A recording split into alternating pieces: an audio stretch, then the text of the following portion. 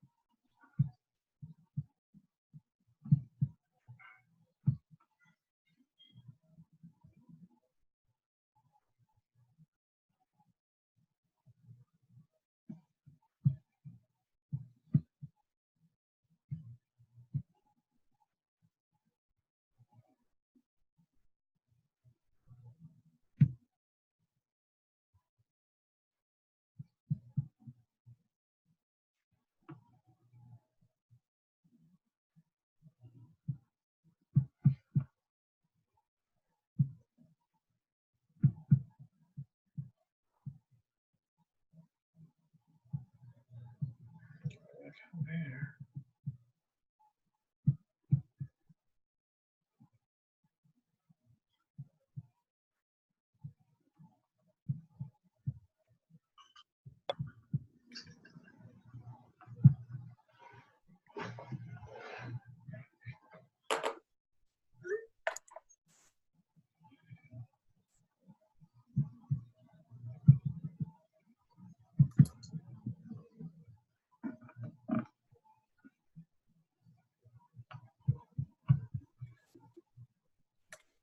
Okay.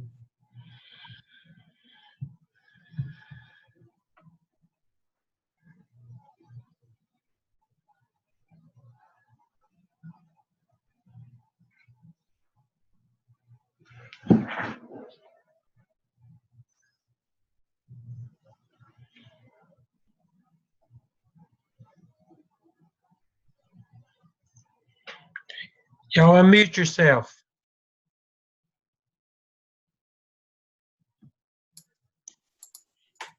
Unmute yourself so we can talk for a minute. Hey, Lindsay. Hey, Megan. Hey, Hey, Heather. How's it going? Going. let's go. Okay. Well, you are at the end of the road. I think we're all sorry we won't have you next semester. Yes, we are. Well, thank you. And Kim, I am so sorry that for some reason, I don't know why, because you're in my group, that it goes, I don't know why. But anyway, you've worked it out, so I appreciate you. Yes, sir. Heather saved me, so I appreciate that, Heather. Anyway, thank y'all for the kind words. I've enjoyed working with you this semester, and I'm always available. You can always pick my brain if you need to about something. So, so just know that I'm a phone call away or an email away if you need to ask me about something. So I'll always be there. I have students now. I've been in the program for 6 years, and I have students from my first year that I still hear from on a regular basis. So anyway, you've learned a lot this semester, haven't you? It's been a lot in 10 weeks. You've accomplished a lot. So I just say, for those of you that did what you were supposed to do, job well done. I can't tell you everybody did what they were supposed to do, but you did what you were supposed to do. And that's all that matters.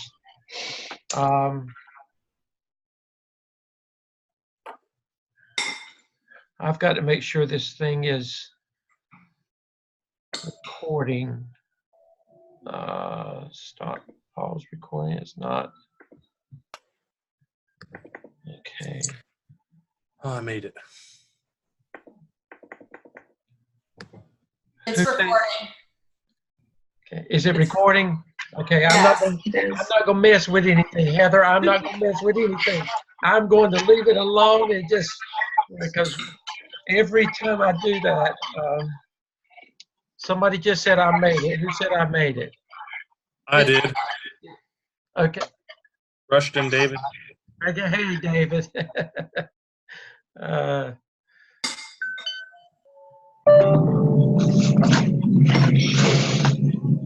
let me see who's with me. David, Erica. Hey, Erica. She's not. Hey, Erica. Brandon's with us. Tanya. Hey, Tanya. Hi. Emily. Emily, can you hear me?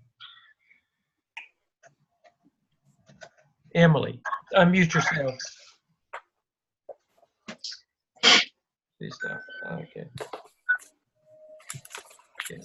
Let me. She's not doing it. Emily, did you Yes. understand what I sent back to you? That message. Yes. Oh, okay. You understand what to do with that? Okay. Okay. Okay. Hey, Cynthia. How are you? Good. How are you? I'm doing well.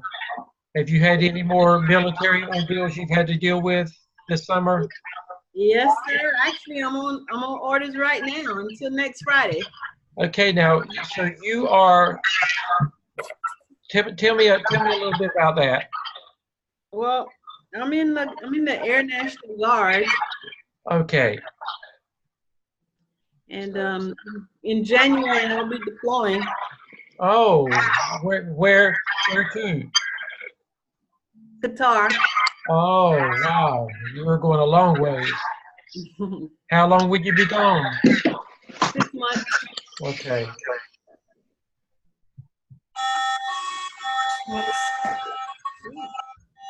Sorry. Okay. Yeah. Okay. Dr. Crawford, if you're there, let me know. I don't think so yet.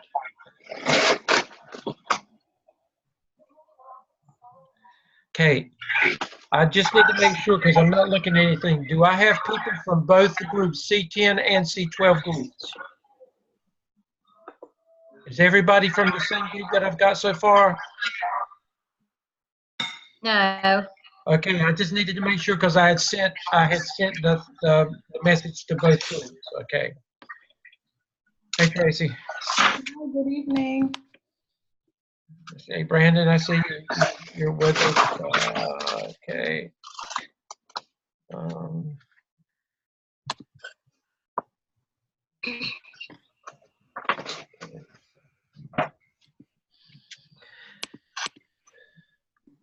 Okay, while we're waiting on Dr. Crawford to join us and before we get into our task for this evening, our last task for the semester, just a reminder, turn your, everybody mute yourself. And that way, okay, good.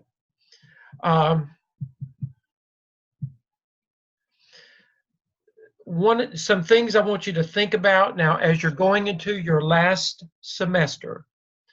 Just remember, you're going to be with some new personalities next semester, people that you've not worked with before, but that should not be a problem for you because you know that the process will not change as far as your evidence work and task stream requirements. That will not change.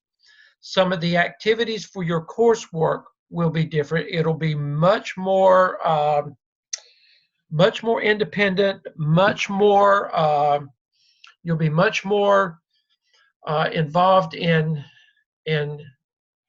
a lot of case study things like we're doing now. Things that's going to be, much more relevant to going out actually into the work world as an administrator.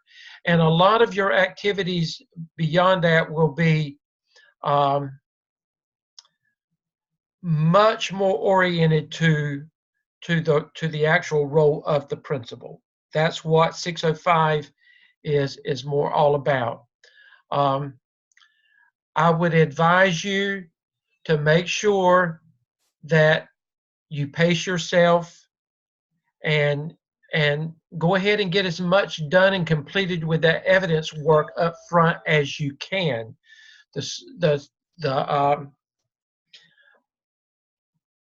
the PSYOP it's a lot of work, but once you get there, your last evidence, you will already have done pretty much all of the work. It's a matter of going back and pulling it together, and it's a large document, because remember that it's comprehensive of everything that you've been doing from the very beginning of this program. But the template is there for that. And if you follow the template and you look at all those directives that Dr. Lamb has put in red and do exactly what you're supposed to do, then you should have no problems. Again, I will not be working directly with you, but if you have a question about something, by all means, it's okay to call me. If there's something that you need, you're not getting quite, it's okay to call me. I want you to feel comfortable with that. You've got my phone number, you've got my email, so just know that that I'm not going away, even though I'm not directly with you. I'll be there if you need me for anything, all the way to the very end. Dr. Stedman, can I ask a question? Sure. So I pulled from, I guess, like the master that you all had sent out when we had first started the program, and pulled, the template for that document. Are we okay to, if, because I'm just thinking we have the next couple of weeks before the next semester starts. Is it okay if we start working on some of that? Absolutely. Now let me find my notebook. One of the things that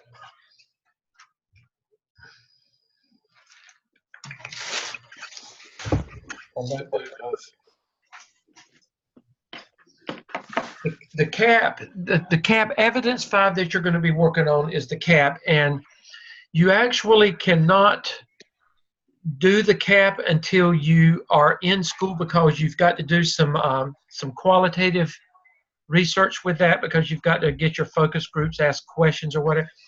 But what I would do, Lindsay, and the rest of you, I would look at what does the CAP entail.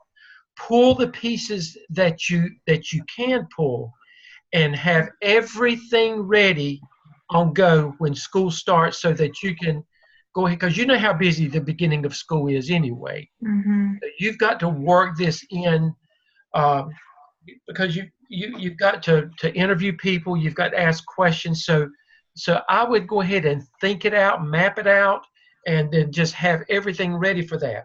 Now, with that in mind, you can go ahead and skip ahead to the PSYOP, and the template is there for that. You don't have a template for the CAP, but you know what to do. It's pretty much self-explained, and you follow the same format that you've done for everything else. And then for the PSYOP, the template is there, and it's a matter of going back and pulling everything that you've done already from the very beginning.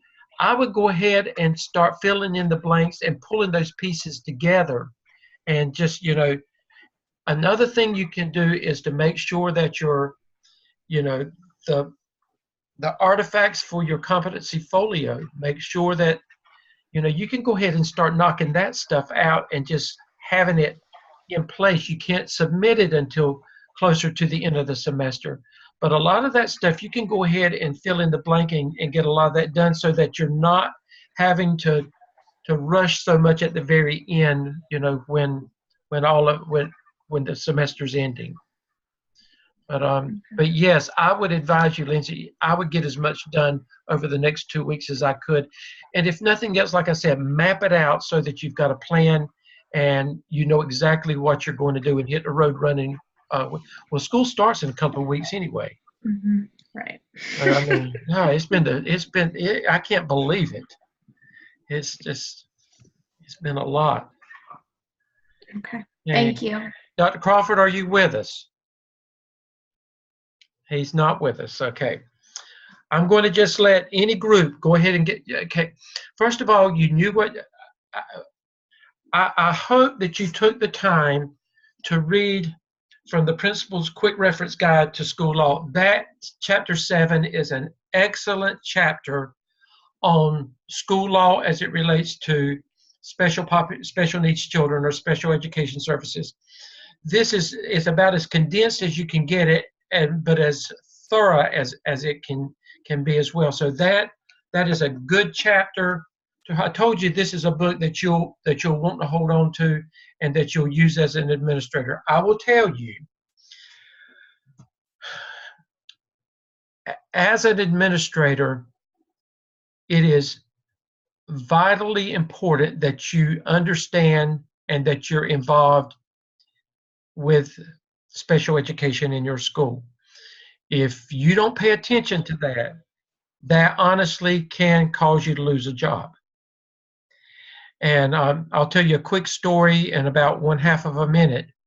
My first role as an administrator was at an elementary school of about 800 students. I went in as the assistant principal. It was my first job.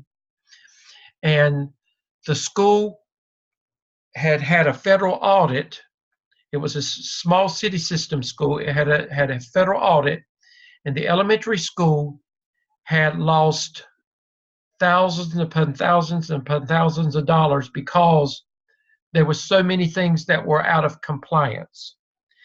And when I was hired for the job, the superintendent told me, said, "You are the assistant principal of the school, but your main job is to get the EC program in order." Those were some big shoes to fill. The person that was in the job before me was fired as an administrator because they were basically the LEA rep for special education, and many times the assistant principal is the LEA rep. So I would tell you, make sure that you understand, that you know, that you're involved with the Exceptional Children's Program in your school, and that you know and you follow the law. If you don't know, don't pretend you know. You ask somebody that does know, and that's the one thing that can get you in a lot of trouble if you don't do what you're supposed to do. Okay, one more time. Dr. Crawford, are you there? I don't see him. Okay.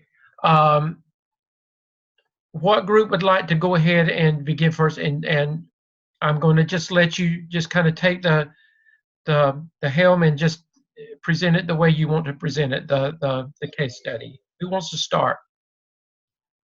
So, We can start. Who is that? Brandon. Okay, Brandon, y'all go ahead and get started then, your group. Brandon, can y'all just give us just a brief overview of what the case study is about? The case study is about a teacher that her school is there's parents that have approached the administrator about they're not feeling like the kids are advancing as much as others. And when they talked to the student, when they talked to the principal, or the principal was talked to by the parents, they found out that this teacher was giving more workbook style things to the kids and that were advancing, and then the lower performing kids, she was sitting with them, giving them extra attention. And the parents just didn't feel that was right. And then her technical coordinator, I think it was, he went and interviewed some teachers in 4th grade, felt like you had people in place to, I don't have it in front of me right now, but people in place to help them. And then 2nd grade teachers felt like they need to help all students succeed. So that was kind of where my team took. Okay. And, I was looking at it through the lens of I'm the inclusion teacher at my school, so I have the EC cluster with me when I'm teaching in my general subject area. Okay. Okay, good. Heather, can you hear me? Heather, if you would send Dr. Crawford the link to join this session. For some reason, he can't find it. If you would send it to him, please. Okay, go ahead, Brandon. Go ahead and continue. And it won't let me share my case study. I can't get it to pull up.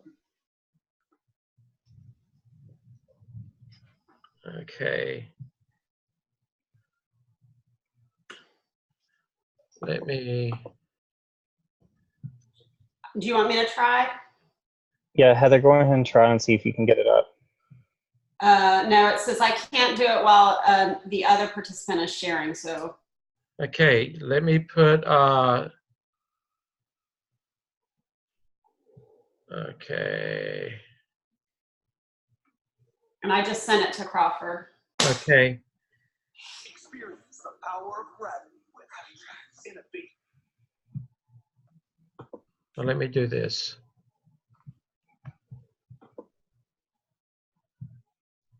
Okay, see if it will let you now. No, it still says I can't share. Okay, stop share. Now you should be able to now. There we go. Okay, there we go. Okay. I'm still learning this stuff. Are we? Okay, go ahead. So the first thing we did was we talked about special education in the law, and we said that the U.S. has two specific laws, but neither specify or require inclusion. IDEA is one of the laws that we took and we looked at, and it's the main federal statute authorizing state and local aid for special education. IDEA does state that children with disabilities to be educated in the least restrictive environment to meet the students' needs. And we also reference the Americans with Disabilities Act Amendments Act, and Section 504 is in place to improve accommodations for those with learning disabilities. And since IDEA talked about least restrictive environment, we took and we listed what least restrictive environment was, which was students being educated in an environment that's the student's right to general education unless the student's goals or services that are stated in the IEP cannot be met in the general classroom with the support services offered. We also talked about LEA is also the student able to access their education according to the free appropriate public education, which is guaranteed by the Rehabilitation Act of 1973 and IDEA. And then we also stated if a student is placed in a resource or self-contained classroom, the IEP must include an explanation of why the regular classroom was not appropriate for the student's needs. And one thing that we had to note with this case study was this case study was based in Chile. So the laws from the United States and other countries do differ, and the case study was looked at through, the way we looked at it was through the law and the lens of the United States instead of the laws of Chile.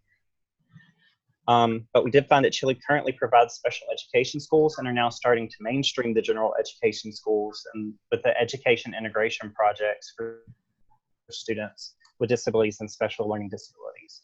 And Heather told me about this, that IEPs can only protect students in the United States and they do not transfer to other countries. Well, I will tell you that, and that was a good observation, Brandon. The fact that it was in Chile really didn't matter. That was a distractor to see if you would get caught up in all. If you realize in that case study, there was a lot of little things. It was unimportant information, you know, about people's ages and things.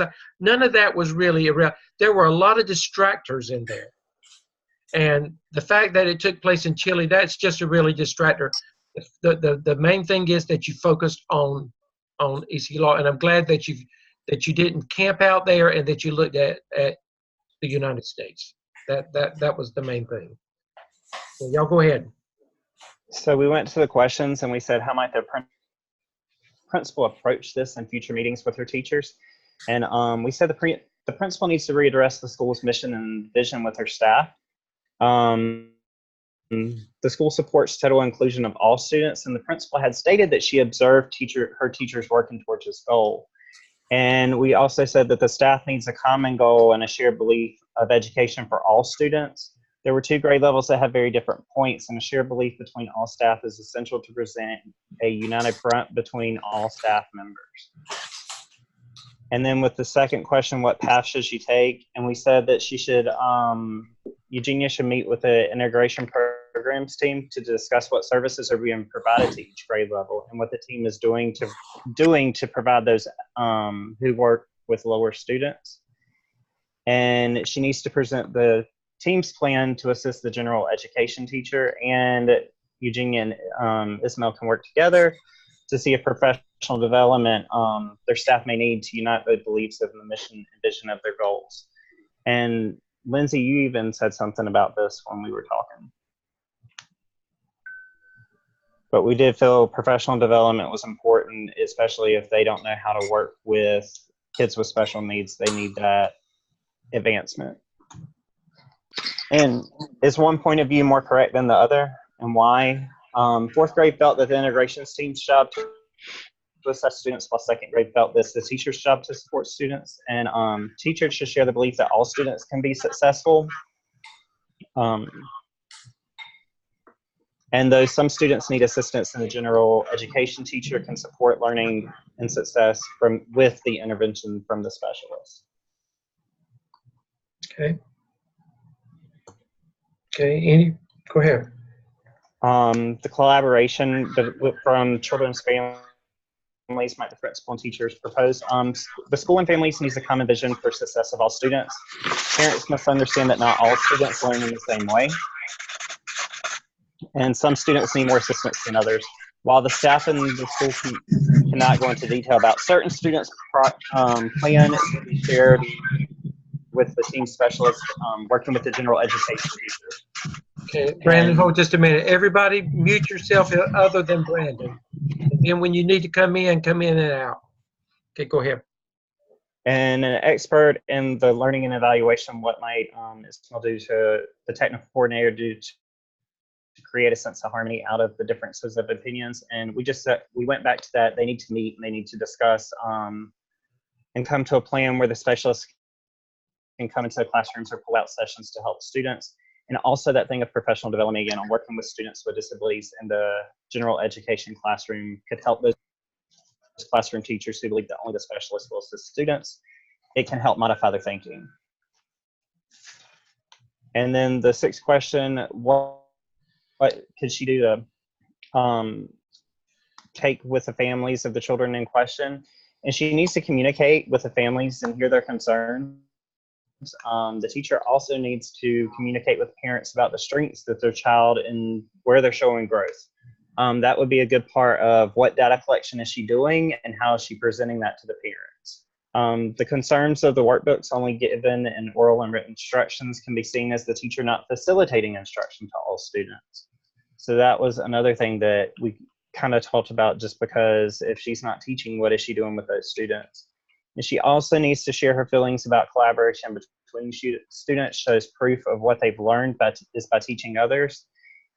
This belief needs to be shared with parents, and any research that she has to support her belief would be essential for the discussion with parents. But we also stated that she just can't rely on that at all times. She also needs to take, and that was not something that she could just use as a backup. She needed to actually facilitate instruction to, not just always the peer collaboration.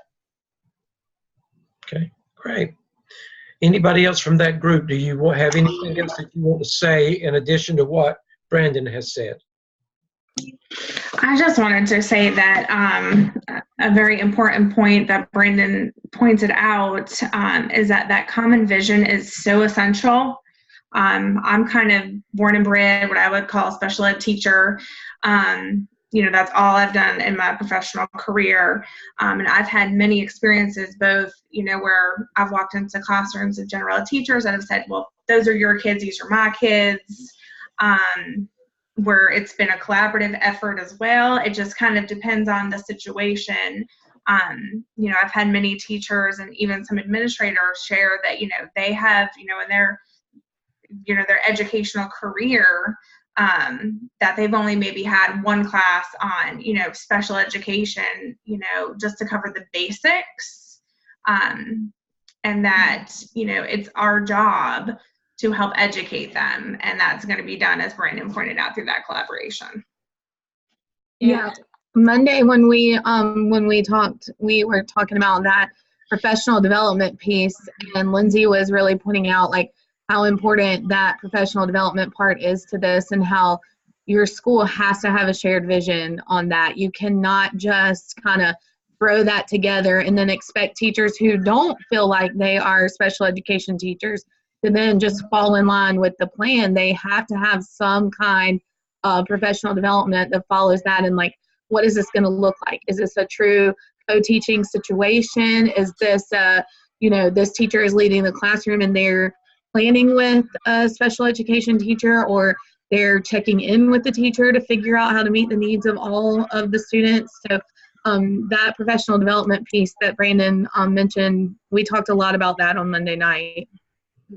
And we also talked about how during our internship this summer, we've all seen how important placement of special education students is, and how, not every teacher is the best fit for every type of student. So there's a lot of truth in discussions behind the scenes as to what is good for the special needs students. And as a special ed teacher myself, this situation in this case study is something that is continually going on in school, and I see it all the time, any school I've been at. So it is something that admin is constantly, truly needing to work on. How many of you have ever heard and other teachers say, if you're not an EC teacher, or if you're an EC teacher, how many of you heard other teachers say, well, I wasn't trained to work with special needs children? All the time. All the time. And that is the mindset of a lot of people. It's I wasn't trained to work, but you're trained to work with children. Mm-hmm. I think on the flip side of that too, Dr. Stedman, I think some teachers that feel that way, that they weren't trained or what, I think they just feel intimidated by it a little bit, and they just kind of feel like, am I going to do this wrong? I agree. Someone else knows how to do this better than me. I think that's some of the feeling that's attached to this as well. I agree with you. And one of the takeaways from this, I hope all of you realize that, as an administrator, these are situations that you're going to face. You're going to face work with teachers that don't. So your job is to help them become comfortable, or to provide opportunities that they can embrace these students and begin working with them in a positive way. So that is one of the takeaways from this as well. As administrator, what would I do? What would I need to do? Okay. Don't you think, too, that teachers are so afraid of being sued? And then from a district level, professional development always seems to be about the law, teachers shouldn't do. And so I find a lot of general ed teachers, and I work in high school, don't want to touch special education at all. They just want to know what they're supposed to do, and that's all they want to know, and they're afraid of getting sued. But how can you not be involved with special education when one of the things that I think regular ed teachers fail to do many times, and administration is responsible for this, is they don't even know what's on a student's IEP. They many times don't even know what an IEP is. So as an administrator, that is our responsibility to make sure that because at the end of the day, if it doesn't happen, the teacher may get in trouble, but where is the buck going to stop? It's going to stop with you as the administrator, because you're still ultimately going to be held responsible for what does or does not happen at your school under your responsibility. So, but you're right, David. Is a lot of it is fear and intimidation. That's what it is. I find that one of the things that I try to do is get teachers that are general ed to understand that a learning is still a behavioral steps, and it doesn't matter whether somebody's at the top really brilliant or at the bottom they're still shaping. There's still all kinds of things that's the same exact thing that most general ed teachers know once you start to talk that language, instead of talk about if you don't give them an oral accommodation, you're going to go to jail and you're going to lose your job, or that kind of stuff. What I try to couch it always with is we have a child that can't read but processes information just as fast and just as well as the other kids that are in the classroom. They receive the information orally. So they're not slow and don't understand somebody who, somebody who's slow. It's more like somebody who just isn't getting the information the same way that other kids are, but they could Yeah. still process it if we present it in that way. So I try to couch it easier, I guess. But you know, and as adults, it's the same thing. You put me in a statistics class or a calculus class, it's no different. You know, I can't understand and read that either. I might can process some of it as you are, but I'm not going to understand. It's like a foreign language to me. You know, and that's what it is. You know, for these children, you know, a simple book or a simple text that they have to read from, that is like a foreign language. So, you know, again, it goes back. Our job is to educate the people that are under us, educate them to the point that they can begin feeling comfortable with it. And it goes back to what you said, David.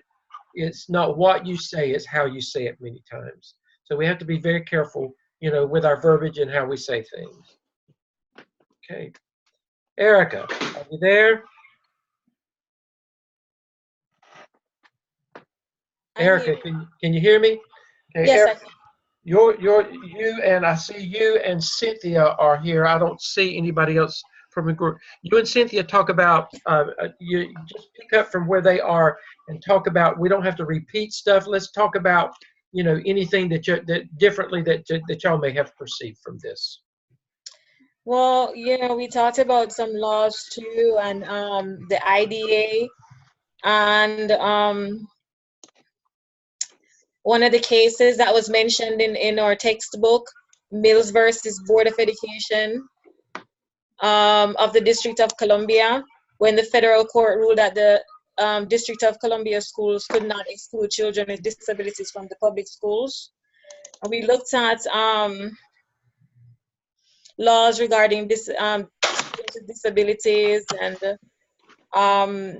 things like making sure that the students, their IEPs are done well and the teachers understand the IEPs. And one of the things that we discussed also was that there's so many times that the general education teacher and the special education teachers don't talk to each other a lot. So they, they're not sharing information and talking about what's in the IEP. So a lot of times the teachers don't understand the language of the IEP. And the fact of the matter is they really weren't trained. Most of the times they're not. And of course, that goes back to administration, making sure that all teachers understand. And I think that was such a great point that you made, Dr. Stedman, because I have never been in a school where the administration makes sure that we understand, like a special education teacher would have a PD with us and explain to us some of the language of the IEP. I have never had a special education teacher sit with me and talk with me about a student's IEP, because I've been at schools where kids are pulled out.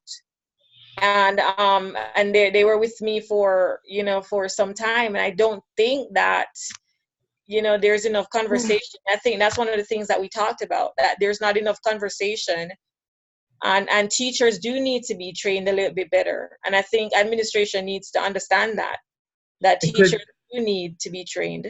And could that not become a part of required professional learning communities at the school? It definitely should. And last year, this is language, talking about language, I realized that in all the years that I've had Latinos or students who are English learners in my class, the teacher usually comes and puts a paper in my hand and said that this needs to go in their cubes. And I've never really had a conversation with any of them as to what the student needs. If I would have to go and do my research and look at it and try to figure out what it means. But I think that it's so important for teachers to get some sort of professional development in that area. I agree. And one of the things, the questions that were asked, apart from laws and so on regarding, and I want to point out too that it did say that the law does not require inclusion. And most people, I know they're pushing for inclusion. And something else that we talked about, not all students can effectively function in an inclusive classroom.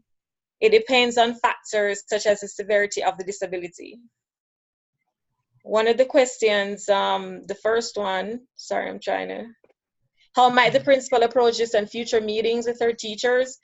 She needs to approach a meeting with the mindset to provide all students with a sound education. And you can't choose one setting or approach over the other without the knowledge of the specific needs. But again, that goes back to what the law says. If you put them in the least restrictive environment, Right. and you follow the law with that, then it could be either or. But least restrictive environment is the key law there that we have to follow.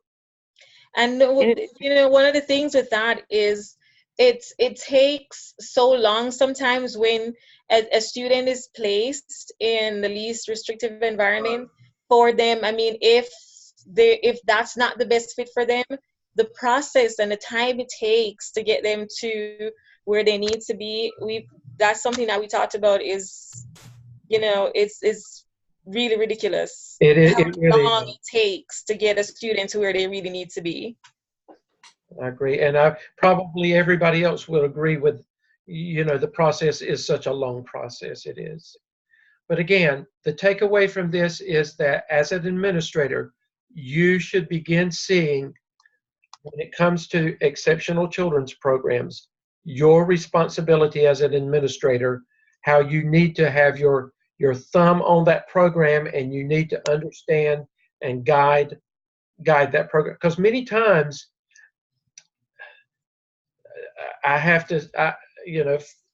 you'll find it more than not. And those of you that work in exceptional children, you see, you're kind of pushed in the corner a lot of times because your programs are really not top priority programs in the school, but they should be. Mm-hmm. And I will tell you too, when it comes to state testing, if more focus was placed on our exceptional children's program and the right emphasis was placed, you can get more growth from exceptional children than you can from regular education many times. And if you ever get them, because they become a captive audience, your exceptional learners many times will work harder for you than your regular population of students. And I think there's so many kids slip through the cracks, and that just breaks my heart. I agree with you. But one of the things that we did say was that the principal should share with teachers the laws regarding students with special needs, because many of the teachers, Eugenia, the principal at that school, she needs to share the laws, because many teachers may not know that the law says that they need to start in a general education classroom in the least restrictive environment. Many Right. teachers may not know that. They don't know that. That's They're right. going off of their own tenets. A lot of teachers, it's like you're in your own four walls, and a lot of teachers don't really know what's happening outside of that. You're exactly right. Cynthia, do you have anything to add to that? Well, Oh, you're here. I know you said you were in and out. Sorry, Cynthia. Can you hear me? Yes. Okay. Speaking as a regular, special education teacher, in middle school, by the time the students get to me, I'm doing all kind of things with them. So I don't just focus on self-contained. I find out what their strength is, and I could possibly put a student in an inclusive class, and then he remains with me for maybe 3 other periods of the day. So I do a mixture of things with my students. And you're right, not all students can function all day long in a inclusive classroom. So I think we need to start looking more at trying to find the best fit for the kid and not just the best fit for the school. Okay, and that goes back to the IEP. What's that first word in IEP? Individualized. Individual. And I think many times we lose focus of what that I and IEP stands for. It means that you look at that one child and you focus on that one child's needs. And if you fail to do that, then again, that's why they fall through the cracks. That's why you and again, I'm preaching to the choir. You know exactly what I'm talking about. Mm-hmm. You do. Good job. Let's see. Tanya and Tracy, I see, and I'm looking to see who's grouped. I see Tanya and Tracy are here. Tanya and Tracy, anything differently that y'all would like to share? I think the first two groups really covered everything. We have a PowerPoint answering the 6 questions. Not sure if you want us to go through that. Just talk it. You don't have to go through it. Let's talk about anything differently that you would like to share, or that there's no sense in us going back over the same thing over and over again. So anything differently that you would want to talk about that may not have been covered.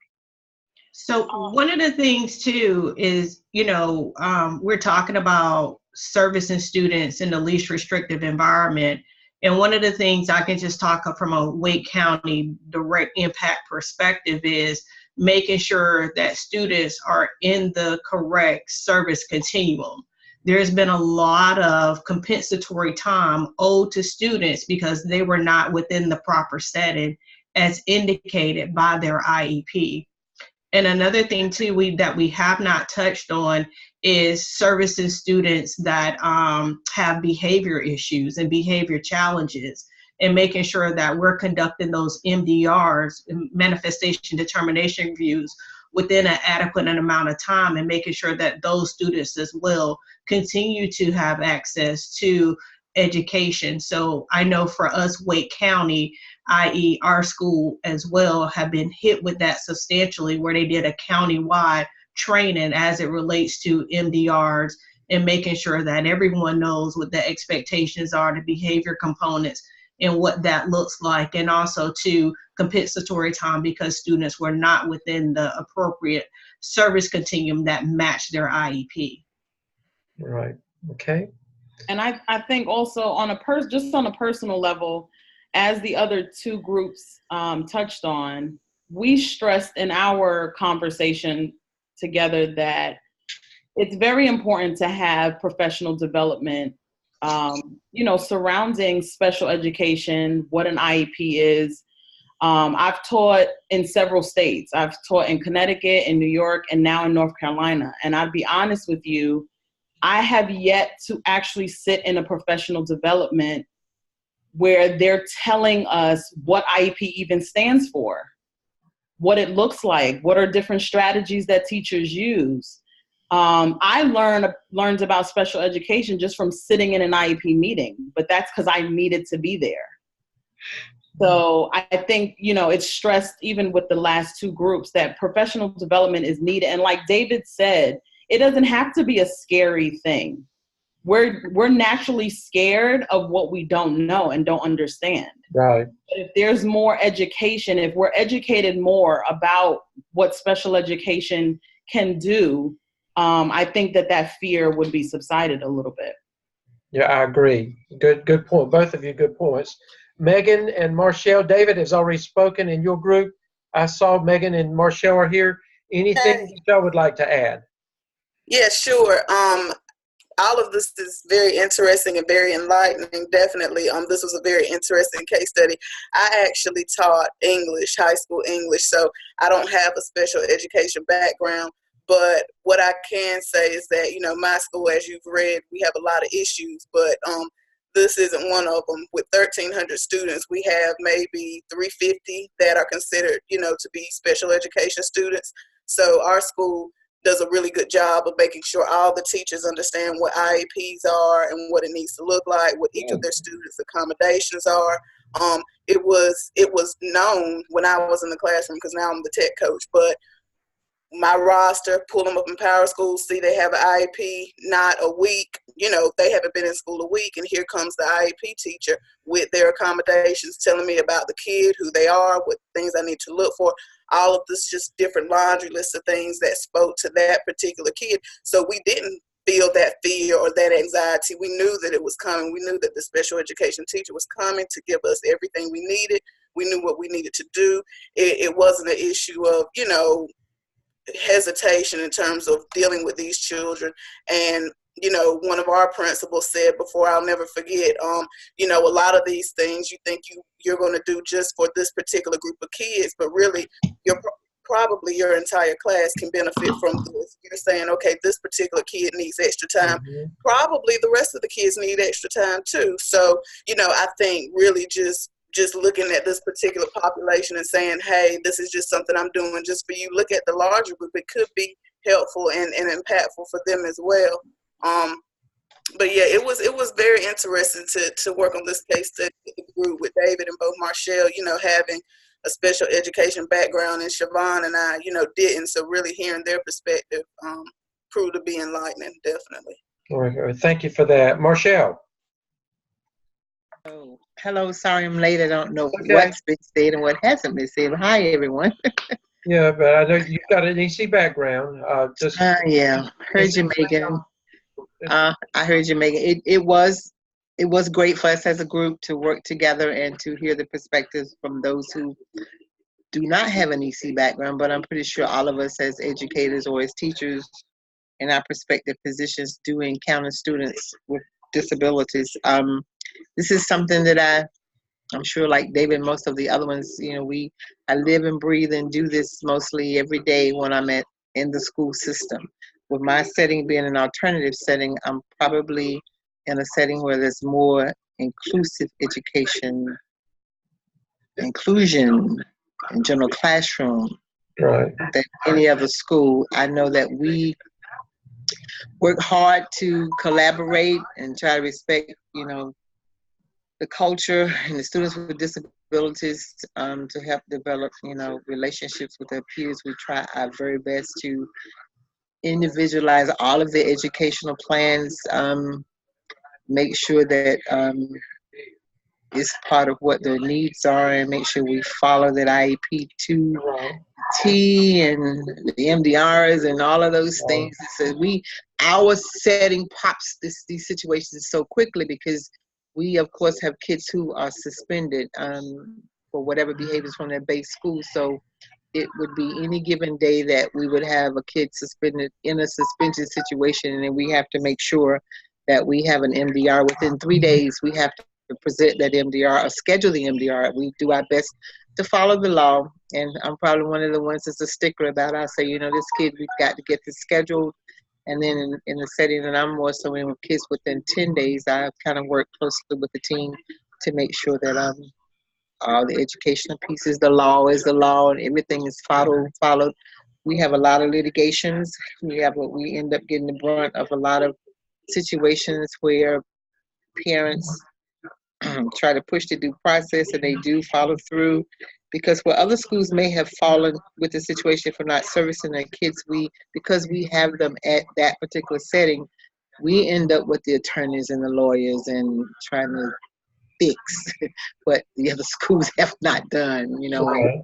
So, And I would think at an alternative setting that you would deal with the law probably more intensely than you would in a regular setting. We do. It gets very, very, very intense, and it's a great. Okay. Thanks, Marshall. I'm trying to look and see. Emily, I haven't heard from you, and I don't know if you're the only person from your group or not, but what would you like to say? Yeah, I think I'm the only one here. Okay. I haven't looked at our presentation. Do you want me to? Let me share it. No, it's okay. It's okay. Just what would you like to add that maybe or okay that may not have been said or what has been said? Yeah.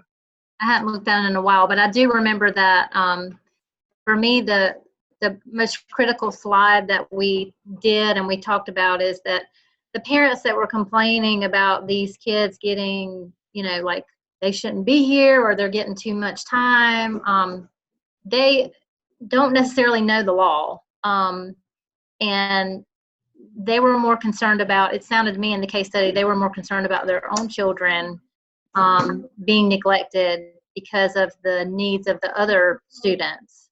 And I guess to educate the parents would be part of that. It would be important to educate them, not about specific confidential information about the students, but just in general, you know, what the law is, offering a parent session, a parent night, including in that, you know, the school's vision, not just what's required and what's the law, but also what the school's vision is for all children. Because even if a child doesn't have an IEP or they don't have a 504, they're an individual. You know, the only children that are individuals are not the ones that have IEPs. They're all unique and they all have different learning styles. And you'll have a classroom of 20 some children, and you're going to have some that you need to reteach concepts to, and you're going to have some that got it on the first time and they need to be challenged. And you have to figure out a way to incorporate all of those students. So I don't, you know, I think that the complaint, obviously those parents just don't fully understand all of that. And it's our job to offer time for them to understand that. I agree. And hopefully that would resolve the issue. I agree. Thank you for sharing that. One of the things too, as we're bringing closure to things, as a former administrator, one of the things I would have done is I would have spent some time myself in that teacher's classroom. You know, I would want to make sure that the teacher was balancing the time between, you know, if it was an inclusive classroom, that, you know, that you don't throw workbooks out. Were those children, was there rigor for those students as well? You know, was what the teacher doing in the classroom, was it balancing itself with the special needs children? And, you know, I would need to know. So I would want to spend time in there. And, you know, many times you have to, even good teachers need new training sometime. And sometimes your job is going to be to enlighten them to maybe some new best practices that they could use, because their way is not always the right way. And, you know, sometimes as the administrator, you've got to take the hard road sometime, and you've got to help them understand that, you know, that just because you've been doing this 20 years this way does not mean that there's not room for growth. And we look for opportunities for growth as well in all of this. But everything that everybody has said is your own point. And again, it goes back to what I said earlier. The main point is that as a growing administrator, you need to see how important it is as an administrator that you understand, that you embrace exceptional children, that you understand the law, and that you are actively involved in what's going on in that program in your school on a day-to-day basis. You have to understand it.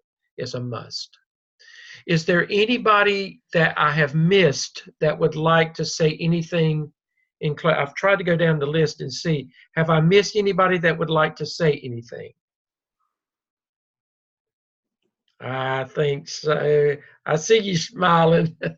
But I just want to thank all of you for a wonderful semester. It's been a fast 10 weeks. You've got a lot accomplished in 10 weeks.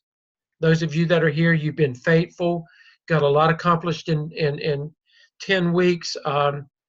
Again, I wish you the very best as you are moving forward into your last semester. And some of you joined in afterwards. Please know that that I'm not abandoning you. Dr. Lamb will not abandon you either. We are available. We're a phone call away, a text message away, an email away. You know, feel free to reach out to us as you need to. Work hard for your new instructors. I know who the instructors are. I don't know which ones you will have specifically at this point, but they're all excellent instructors, and I truly believe that you're going to enjoy working with them as well. It'll be a new opportunity. But again, thank all of you for a great summer. I've really enjoyed working with you, and I hope that I've helped you. You know, it's been my goal to help you to get, you know, from point A to point B, and I hope I've gotten you to point B this summer. That has been my. Thank you. I want to thank everybody. Thank y'all so much. Thank you.